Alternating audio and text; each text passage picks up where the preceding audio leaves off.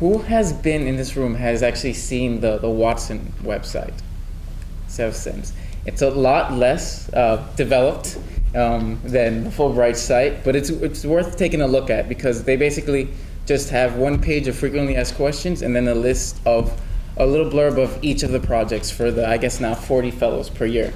And just quickly skimming that will give you a sense of how unique this particular fellowship is. So when you think about writing the personal statement, you really need to understand your audience. I mean, you're all excellent at writing personal statements if you're at Amherst, but this is not an admissions committee that is looking for somebody that's necessarily well-rounded or even somebody that's looking for something intellectual pursuit per se. They're looking for something very specific, and actually from their website, I actually printed out their mission.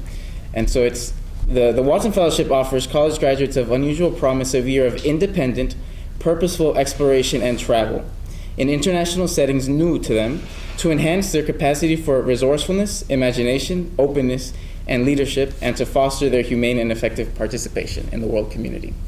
Now, how does this translate in terms of what specifically they're looking for? Well, the Watson is literally 12 months, 12 full months of being outside of the United States. They have very few strings attached, but they do have certain rules that show you what qualities they are looking for. You cannot come back to the United States during these 12 months.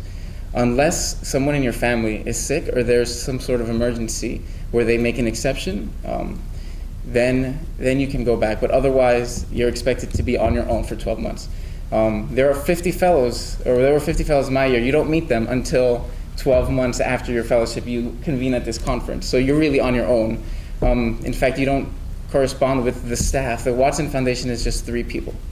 It's the executive director and then 2 assistants that read your reports. It's really completely on your own.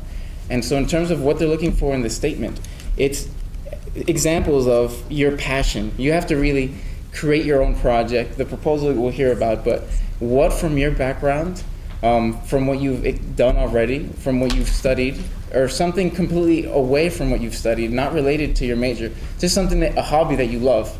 If you're gonna make it a project for a year, how have you proven that it's something that you are so passionate about that you can really sustain? In what way are you resourceful? Because they literally just give you a check. They don't say, we suggest you contact this person and that person. It's on your own. So in what ways have you shown resourcefulness while you were a student at Amherst or throughout your experiences so far?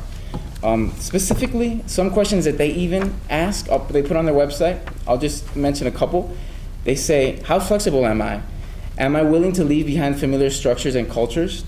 How is this going to be a challenge? Do I like challenges? Is this realistic for me? These kinds of questions you really need to understand because the Watson Fellowship is an investment in the person. They really, as much as they love the project itself, as Denise will definitely tell you, the projects can literally be anything. There was one student that did a comparison of roller coasters in different countries. In my year, it ranged from, and I'll talk about my project in a little while, but it ranged from looking at ant farms in different countries to my fellow Amherst Watson fellow looked at healthcare systems in post-genocidal societies. And very serious topic as opposed to the roller coaster one, which is, it really is about the person, not about the project. And to prove that, this is the strangest frequently asked question you'll ever see on the site. It says, with all the problems in the world, how can I justify taking this year for myself? That is a frequently asked question because literally it's just about you. You have to write a 5-page reflection at the end, but their answer is we are investing in you as a leader. What we need are more leaders who are self-reflective, well-informed, and mindful.